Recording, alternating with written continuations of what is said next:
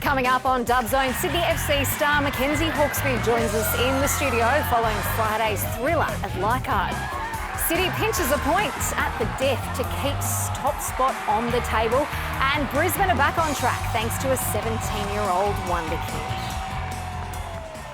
Hello and welcome to Dub Zone. I'm Amy Duggan and I'm joined today by A-League's commentator Teo Pellizzeri and Sydney FC midfield maestro and our little superstar Mackenzie Hawkesby. Welcome to both of you. Thanks for having me on.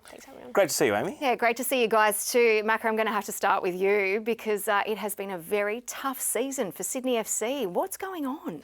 Yeah, no doubt it's been tough. It's been a very tough run. I mean, you say winning's a habit and sometimes losing can become a habit. But yeah, we've had a tough run in front of goal and we're obviously conceding goals as well. But I mean, we're still really, really positive team. We have a great culture and an exceptional coach that is helping us, that's guiding us through like on the weekend with a lot of positives to take out of that. And I think throughout the season there is some positives to take out of what's been going on.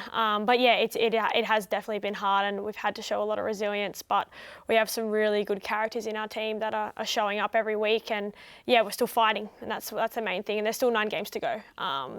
It's finals are a chance if we win most of our games, so we're still fighting. 9 games to go and you've still got the blue on, which is great. We're going to rewind just a little bit because Friday night, 5-goal thriller at Leichhardt. Sydney fought back from 2 goals down to find themselves equal in the 93rd minute, only for Chelsea Dorber to break your heart. Yeah, I mean, it was so tough. I mean, coming back from 2, I thought, the second half we were pretty good. And then, yeah, to get that late one was pretty heartbreaking, to be honest. I thought all season we're working extremely hard.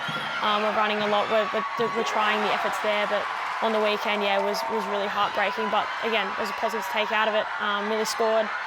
Indy scored, and yeah, we came back, which was good. Did you feel like you were vastly improved in this game? Because the underlying numbers actually say that you were. Possession 50-50, passing accuracy Adelaide 70, Sydney 69, which is massively up on the season averages in both counts. You out-tackled them and you were dead level in duels. Did it feel like a vastly improved performance even though you were in a 2-0 hole out there on the pitch? Yeah, definitely. I think the first half wasn't very good. Second half, I thought we were on top of them. I didn't think, they had many chances at all. Again, stats-wise, like possession-wise, is really good for us because I knew at the start of the season we were a bit low. But yeah, I thought we dominated the second half. I think, we've had games this year where we've played City and we've actually played extremely well and dominated and had good passing accuracy. So yeah, honestly, that's why it's more heartbreaking, I think, in the position we're in right now.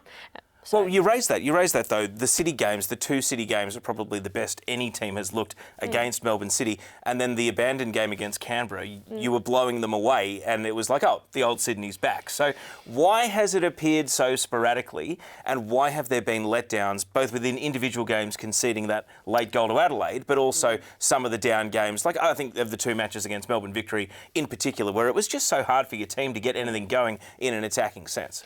Yeah, I think consistency is what we're lacking at the moment. Some halves are not good and the second half's good. So we need to put a 90-minute performance together because if we play like we did in the second half, we will get 3 points most times out of 10, 9 times out of 10. So I think for us, again, up top, we're changing a lot. We're trying to find solutions. Like I played striker on the weekend, then I dropped back. We're doing a lot of things to try and make it work and try and make it work for 90 minutes because I think that's the issue at the moment. And what we need to give credit to Adelaide because we did mention on this show last week they had never won away in Sydney, never even got a draw away in Sydney. What's different about them? Is it different leaders and different voices leading the chat? Is it something about the way they play, what they were doing to put you off your game? What did you notice about this Adelaide team, which is on track now to potentially be the best Adelaide team in the history of this competition? Yeah, I think they've got a lot of players that have played together for a while now, over a few years, and they've signed really well up top. I think that Aaron Healy is an extremely good player, if not one of the best players I've faced in the league. Yeah, I just think they're quite dynamic. The first half was really, really good. Amazing turnaround for a side, Teo, that were wooden spooners last season. What can you tell us about what you've watched? I think Adelaide were adamant that starting their pre-season early and bringing the group back early was important to build a bit of cohesion.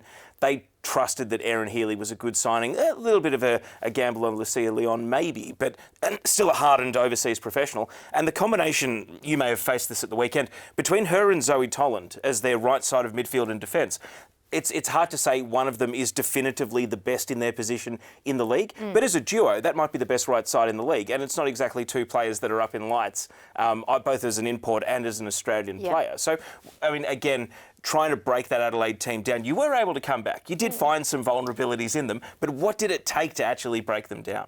I think for us, it's just the confidence and our passing, hitting our passes, being confident going up top and being a bit more dynamic. I think that, for us, we had Tori bombing forward. When Nat drives in, she's excellent at that. And that, me coming back to midfield, Millie coming on, just a bit of runs forward. I think that's helping us. And a bit of consistency perhaps in the centre of midfield, although you did find yourself playing 9 or false 9 on the weekend, especially in that first half. But talk to me about the midfield rotation, because there's a lot of reliance on Indy DeSantos, and sometimes I don't feel like that's fair. She's a wonderful player, and we're going to see so many great things come from her in the future as well. But she's only 17. There's a lot of pressure for a young kid to handle.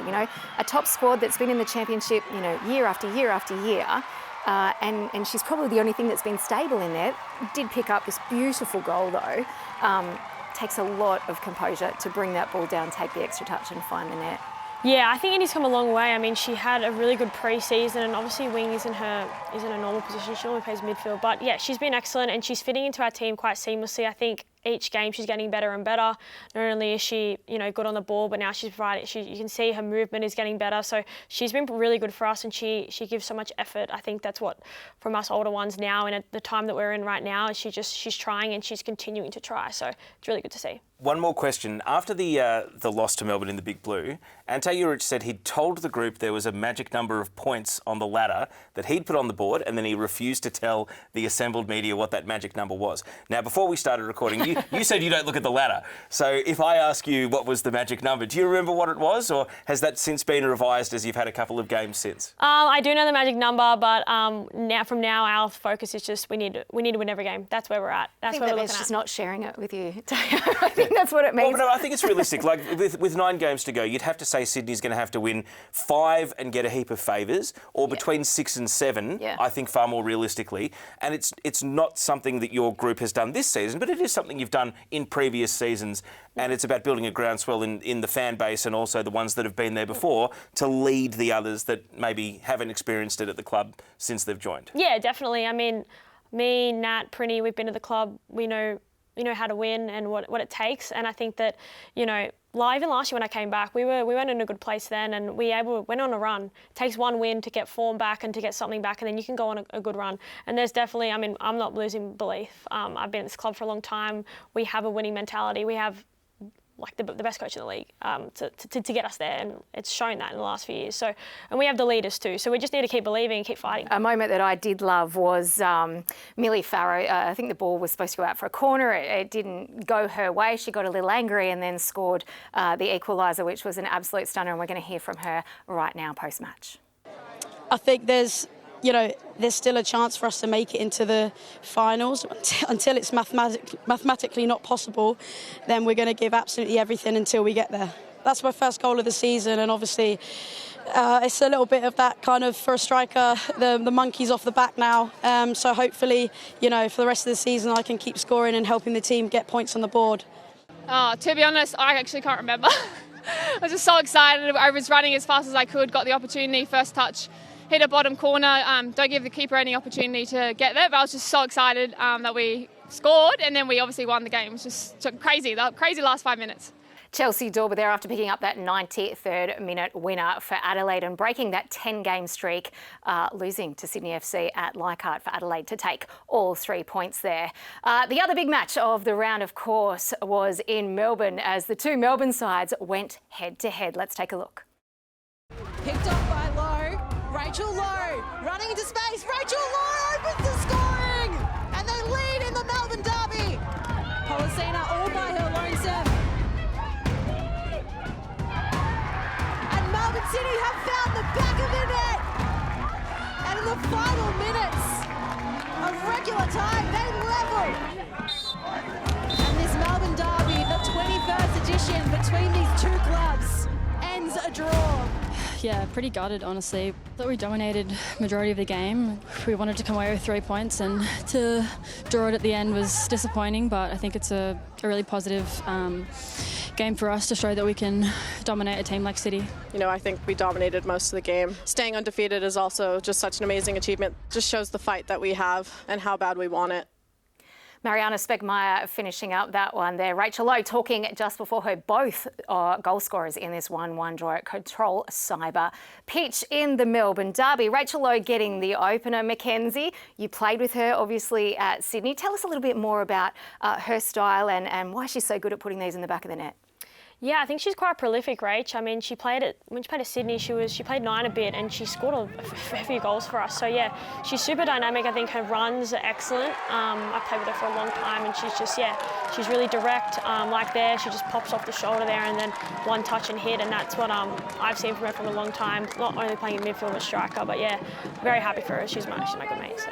The goal came about because Melbourne City made an error passing out from the back, and Victory really set themselves to press, and they were able to defend this lead. Isn't it funny that Speckmeyer says we dominated the game, Lowe says we dominated the game? Yes. But I think it's perception, right? Because Melbourne City had a lot of possession and spent a lot of time, passing around the top of the penalty area without firing a shot, whereas Melbourne Victory spent most of the game in the lead. So it is, both teams probably perceived themselves to be the dominant side. But from your two experiences playing against Melbourne City, when is the right time to press them? And I mean, I know you've got to play them one more time this campaign because they were your opponent in Unite round. But what have you taken from the two games against them? 8 wins, 6 draws, but coming from behind so many times. It suggests they're beatable, and yet they are still unbeaten. So what do you think the next step a team needs to take to actually beat Melbourne City is?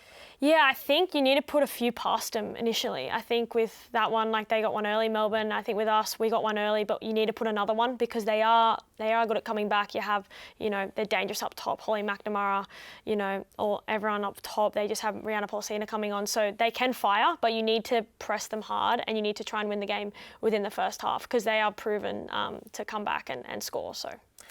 The equaliser, I don't think you'll see Melbourne Victory concede a goal like that again this season, nor will you see City score a goal like that this season. Both teams are exhausted. Look at this. The ball actually comes to a stop. Speckmeyer's not even making a run. Speckmeyer's just standing there. It was a lunge, wasn't it? That is exhaustion at the end of the game. And if these two teams do meet again, obviously it'll be in finals and it'll be in April.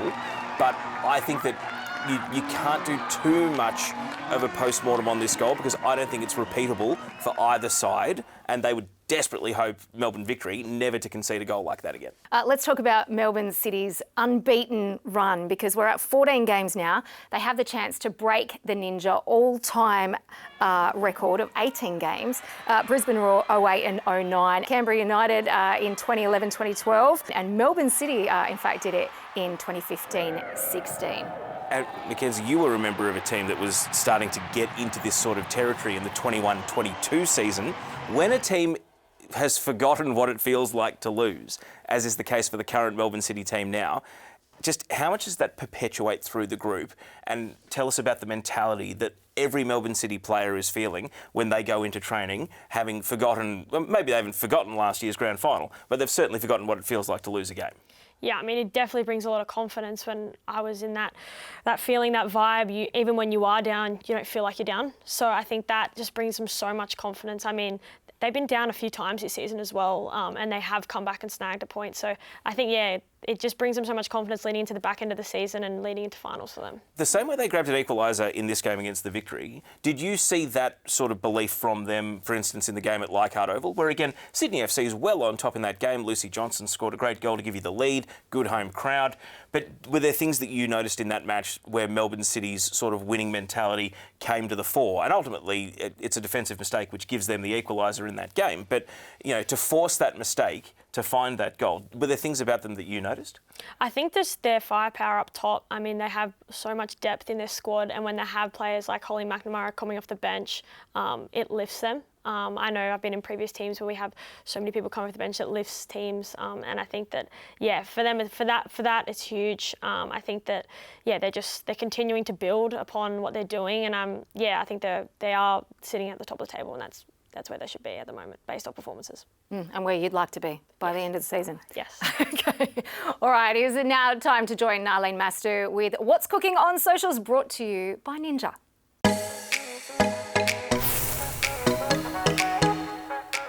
I'm Nalin Mastou with What's Cooking on Socials and in the world of women's football. Brought to you by the Ninja Woodfire Outdoor Oven, which can turn any space into an outdoor kitchen.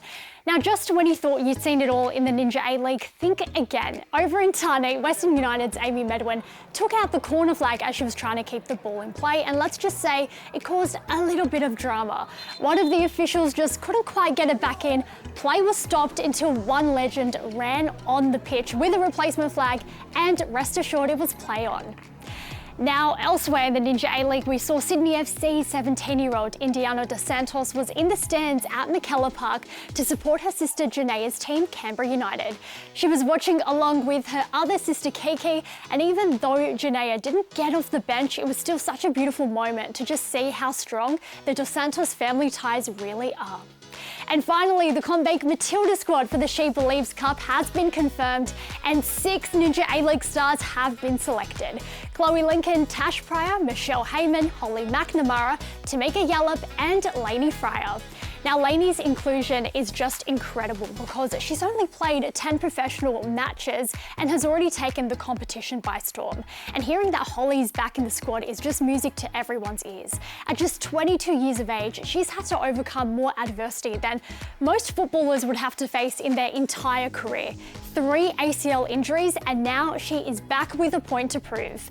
The competition kicks off on February 20th as Australia will face Japan, the USA and Colombia. Now that's all we got on What's Cooking on Socials, brought to you by Ninja. It's time to head back to the Dub Zone panel. Thank you, Nalin. At one stage, you are going to have to share that pizza with us, by the way. There was the Matilda squad. Probably one big surprise there, Teo. Well, the biggest good surprise, I would say, is the explosion of Lainey Fryer out of our very own Ninja A-League into the Matildas. I know that Sister Sian is out with ankle surgery and potentially in a race against time to even return for the Brisbane Roar this season. It's always a shame to miss a Matildas squad, but Lainey Fryer announcing herself with those 2 hat-tricks and 7 goals in 3 games, still equal leader of the Golden Boot, an amazing addition to this squad. Absolutely, and then also you see those standby players there too.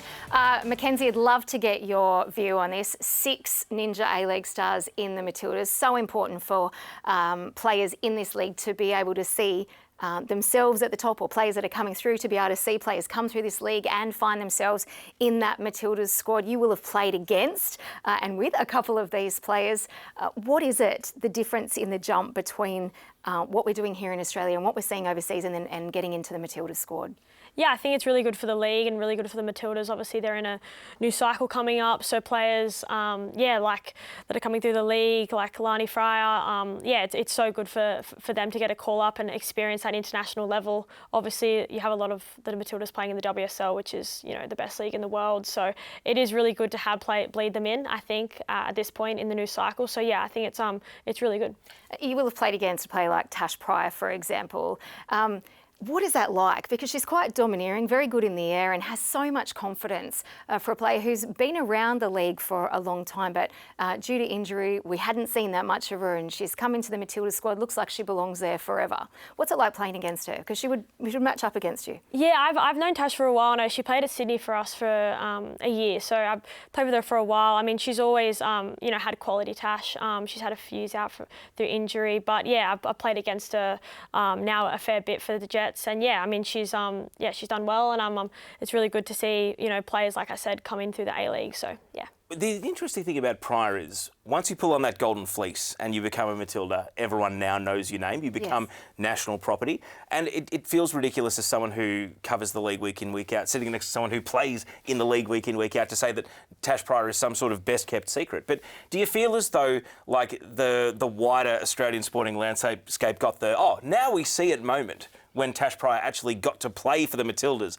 Because this is someone who was as far back as the 2017-18 season. I think not just me, but a lot of coaches, a lot of people were thinking, yeah, she's a potential Matilda.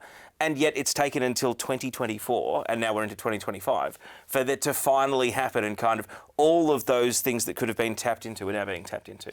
Yeah, I think it's for a lot of players. Like, you know, sometimes it's the right time, or it's just, you know, could take a few injuries and then, you know, someone just gets called in. I remember Claire Wheeler as well. She was having a few phenomenal seasons at Sydney and then came into Matildas through injury. So, yeah, I think it's just about timing, to be honest. So, with every player that goes in. There is one concern heading into the games, because we're playing some pretty top teams. We've got Japan ranked 8th, USA is the second match. They're obviously first in the world at the moment, and Colombia, who I think are 21st at the moment, with quality players like Linda Casado, for example, and Montoya, their captain. Australia, last game's in December, and a few of our players actually haven't had that many minutes under their belt between December and now. Yeah, and whether that's through selection for their club teams or even just the fixturing of their club teams, winter breaks and cup ties and not that many games. I think perhaps this is where the Socceroos, in their recent World Cup qualifiers, might have leaned on A-League players, a day less travel, and bring them into camp, getting the match minutes, and the ones coming from European teams where they're struggling for game time come in. But as we know, there's kind of the establishment, you know, the 2023 team and many of those remaining players at their top clubs, and we take them on trust. And I guess that's the sort of situation where if you're weighing up someone who's maybe making a name for themselves in the A-League versus someone who's been there and done it overseas but isn't playing right now, there's that hope that bringing them back into Matilda's camp will simply mean that they pick up the rhythm and pick up the beat, and they know what it's all about as well. With that said, I would have loved to have seen Jess Nash get called into this Matildas squad.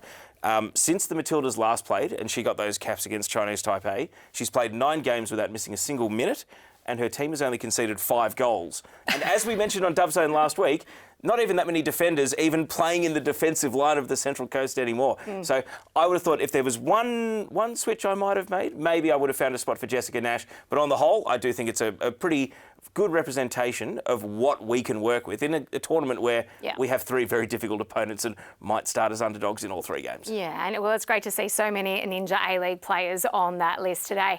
We will stick with Jess Nash and the Central Coast, because they had an absolute thumping win in the F3 derby.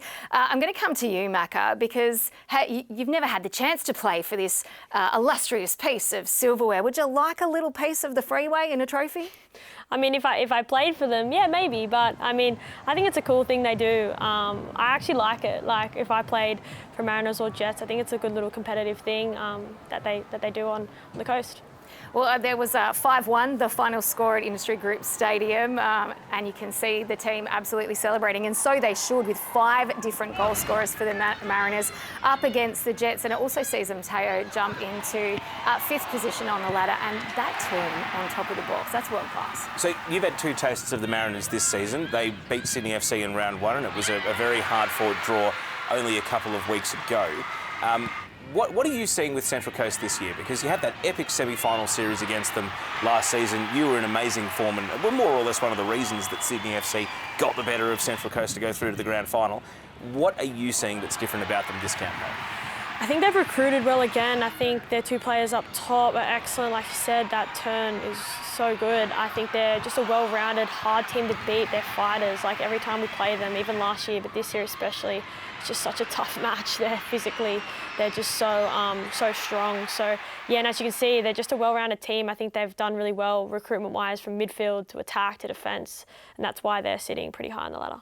Building a beautiful culture as well, and a winning culture, as we've discussed already today. Tiana Fuller was on the score sheet again this weekend as a teenager. It's like dream come true stuff, but goes up against Michelle Heyman next weekend. I mean, this is Tiana Fuller, 4 goals now as a 16-year-old. It's exciting. I mean, Mackenzie, you see this every season, though.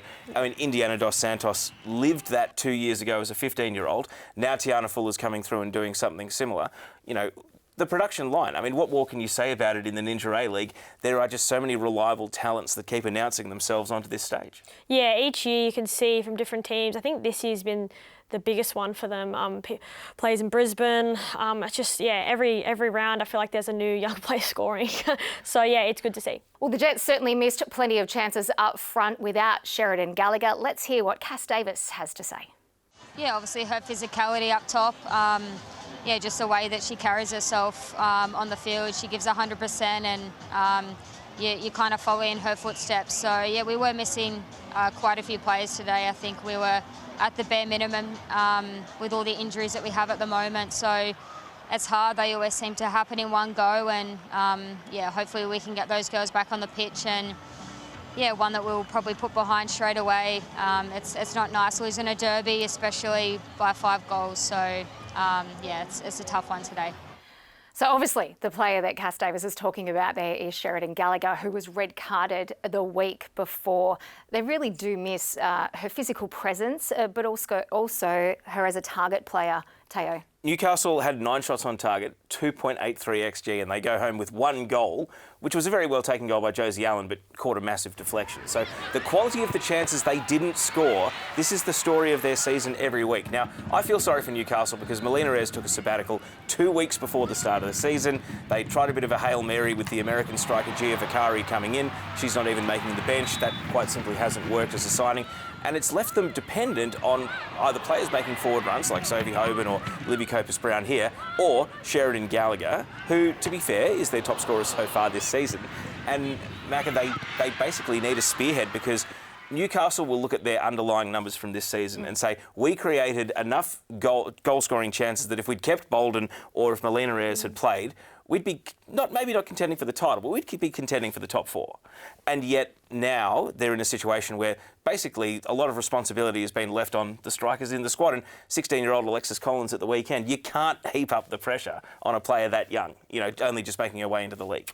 No, I agree. I think, like you said last season, like Serena Bolden, when we played them, they were so hard to beat. She was just so threatening. So I think the power of a 9 that is clinical, like you said, and you saw in those highlights, you score 2 and it's a different game. So I suspect the Mariners may have come from behind to win, but if Newcastle goes 2-0 up with the quality of chances, and if they have their regular starting striker putting it in the net, very different story for the Mariners to try to come back. Well, Sheridan is a physical part of the game, and as you mentioned, their top goal scorer. They really did miss her up front, but you probably have to ask the question, how does she manage, the aggression that we're seeing in the game to ensure she doesn't get more red cards? But all these goals, look at the skill, look at the deft touches and, game smarts as well. And Sheridan's someone who captained Australia at under-20 level at a under-20 Women's World Cup. So we know that she's got a bit of leadership and can set an example. So that's what they need to see. Newcastle's got, 11 points. That leaves them 11 out of the finals. I mean, they're only 1 above you, Macca. So where Sydney FC has that ingrained belief about making a run, Newcastle's got to come out and actually show us something and prove us something. And I think the best way they can do that is I'd love to see Alexis Collins get off the mark with a first goal in the league. And I'd love to see Sheridan Gallagher scoring 5+ in the back half of the season and trying to push towards double-figure goals for the campaign. Okay. Let's move on. We'll head north to Perry Park, where around almost 3,000 strong crowd packed out Perry Park as the Brisbane Roar got the chocolates over a travelling Wellington Phoenix side. They snapped a 3-game losing streak, and it was all thanks to the 17-year-old who's been named in the Matilda squad. I mean, Grace Kualamu is a phenomenon. I mean, it's extraordinary to think that she's only 13 months removed from an ACL, and she's come back seemingly without missing a beat, is up to 6 career goals, 5 this season alone. Mackie, you haven't actually, had the chance to play against her very often because of the injury last season. What's it like when you see this going on in another team and a player is basically having their breakout season before your eyes? Yeah, I mean, it's crazy. I mean, I feel like with Brisbane, it's happening to a different player every week. But I mean, she came on against us when we played them, and I could see it. I was like, okay, this girl's powerful, she's strong.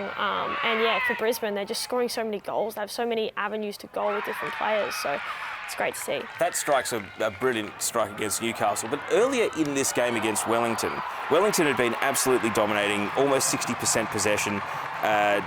Triple the number of passes into the opposing penalty area. They had 30 more entries into the opposing attacking third. Wellington were doing all the attacking, and Kualamu flipped this game on its head by taking the ball back to goal, spinning her defender and putting a shot into the post, and it brought the crowd into it, and you could see her confidence rise as well, and no surprise that they do score the only goal of the game not long after. Macca, do you remember your first couple of seasons in the league, like when you were young and you had that enthusiasm and you're almost... you have this confidence because it hasn't been broken in, you haven't been shown the tough parts of the sport? No, definitely. I mean, yeah, when you first come in, you're just buzzing. I mean, I'm still buzzing now, but like, it's just a different feeling when you're coming in at 16, 17. I came in pretty late. So to have, you know, these girls come in at 16, 17 and with Brisbane around, you know, some veterans, like it just builds your confidence for sure. Well, Raw are back up to 4th. Are we going to see them in the finals, Teo? Look, they're away at Wanderers this weekend, and because Wanderers was their Unite round opponent, they get them a third time. So I feel as though... Is that lucky? Well, it's just luck of the draw, isn't it? But I do think they still need to be mindful, looking over their shoulder. They lost Leah Varley to injury in this game. Chelsea Blissett did a phenomenal job stepping into centre-back. And they had 16-year-old Isabella Hoyos standing next to her in her first start to keep a clean sheet. So it seems as though Alex Smith has found ways to make it work, regardless of who he loses.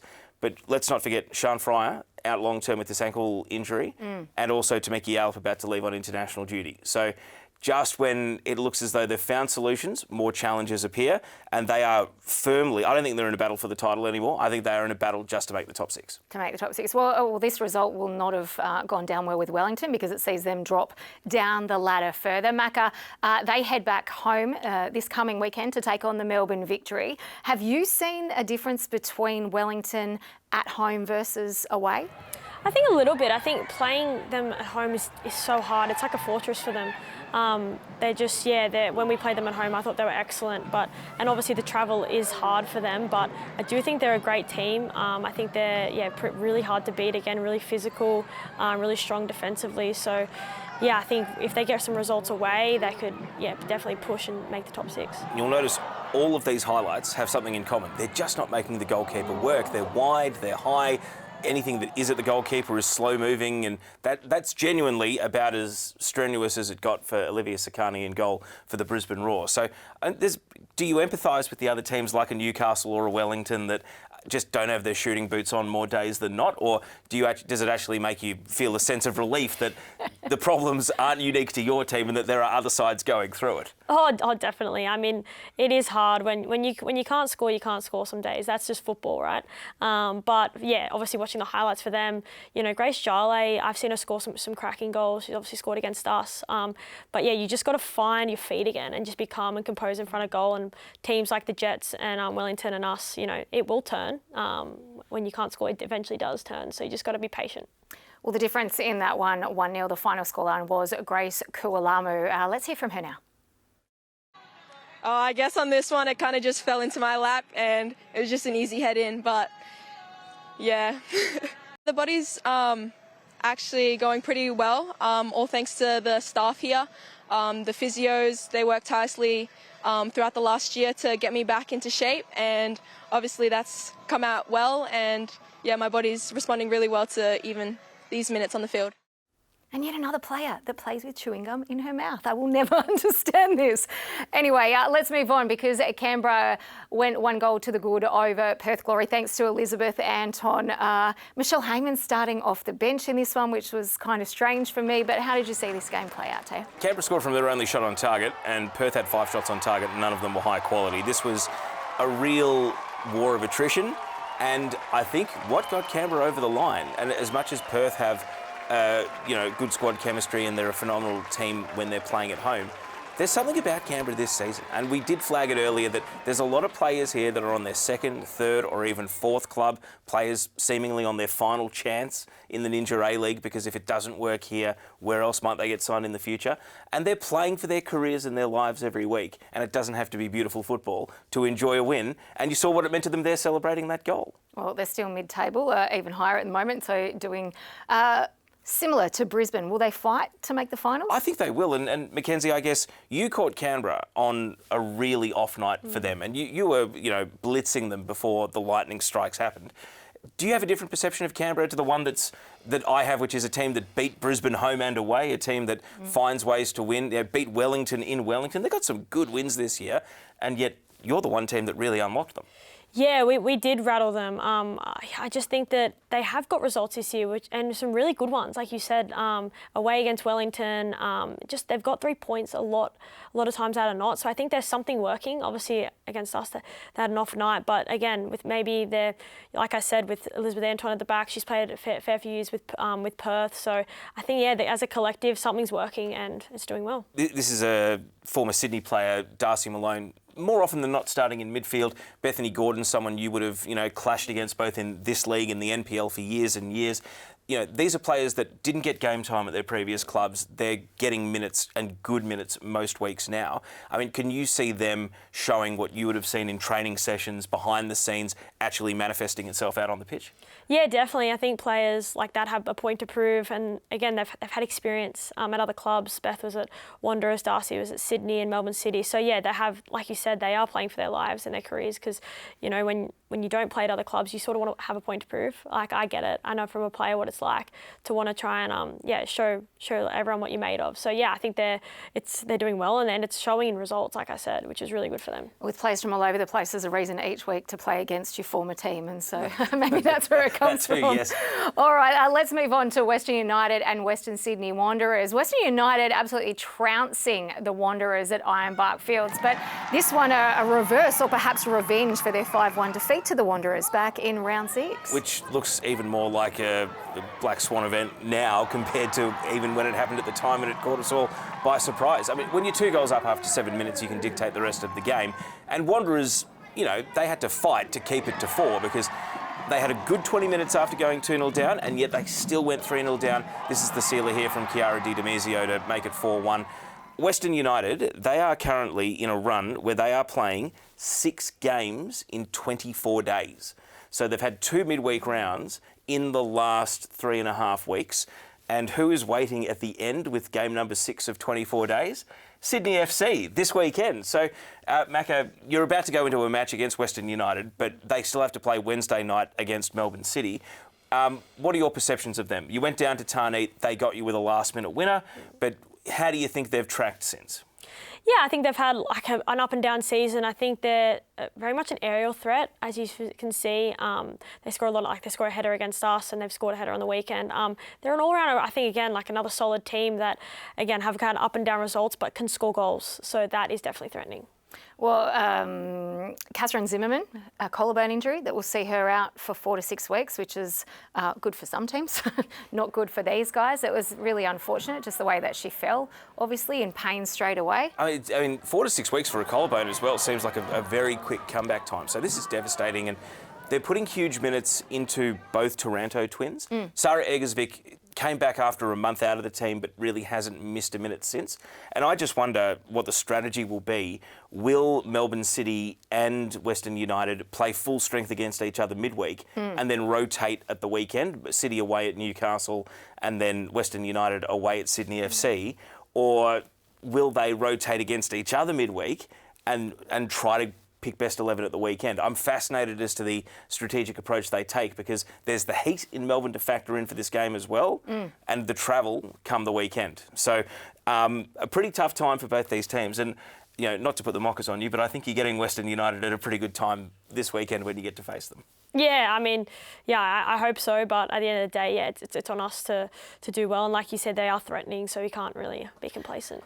Well, one positive for Western Sydney was Sienna Silveska. Last time out, she was the one who actually scored the hat-trick against West United. This time around, in a losing side, but scores an Olympico from one Gong girl to another. Macca, it's a pretty mean feat to score an Olympico. Yeah, I've never scored one. I've always tried to score one, but yeah, she's got great technique. Playing at Sydney last year, I saw that. So yeah, really happy for her. So many South Coast and Wollongong players in the league this season, and they're dotted around the teams, but mainly concentrated at Sydney FC and the Western Sydney Wanderers. What is it about the region that's given this generation just such a rich pool of talent that is finding their way into the Ninja A-League? They're built tough, Teo. Yeah, that's one thing, they're built tough. But I think even before our time, we had a lot of players come through like yourself, like Caitlin Ford, Caitlin Cooper, Michelle Heyman. I think, it's just a really good region for women's soccer. They have the Stingrays down there, which facilitates that. So yeah, it's really good. And may it continue for years to come. Let's get a post-match reaction from Chiara Di Demizio. Nah, it's amazing. All the girls, they back me 100%, and I think that gives me even more confidence to do my thing. But yeah, it's just to have the support and the confidence of everyone in the team and the club. It helps a lot through your own performance and having the ability to stay in that flow when you get on the pitch. So yeah, it's amazing. I think everyone in football makes a lot of sacrifices, and you obviously don't understand the depth of it until you're in it. So for me, last season was a massive adjustment for me, and then I think the struggles that I had to go through and then come out the other side, it only makes you more resilient and able to get through those tougher times and handle it better. So yeah, I think you have to go through those moments to come out the other side, and I'm just very proud of myself to be able to do that. So it feels good. Yeah, I bet it does. Now, Macca, avert your eyes because we are going to check the ladder, which is something you mentioned you don't do. Here it is, Melbourne City on top on that 30 points after that draw, with Melbourne victory pushes that gap out to 2 points now.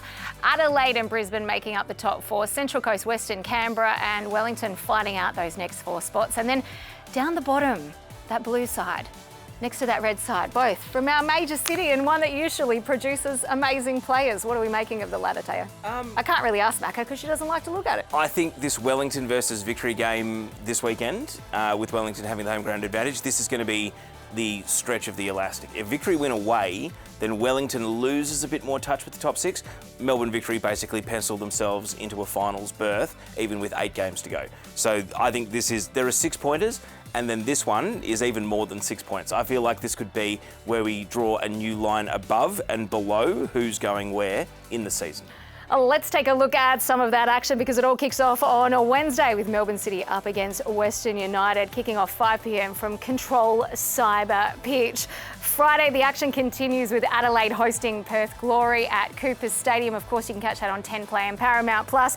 And then Saturday, so much Saturday football. It all starts at 2 p.m. Phoenix and Victory from Parua Park in New Zealand. Canberra United playing host to the Central Coast Mariners. That will be an absolute cracker at 5 p.m. And then stick around because the Newcastle Jets and Melbourne City will face off at 7:45.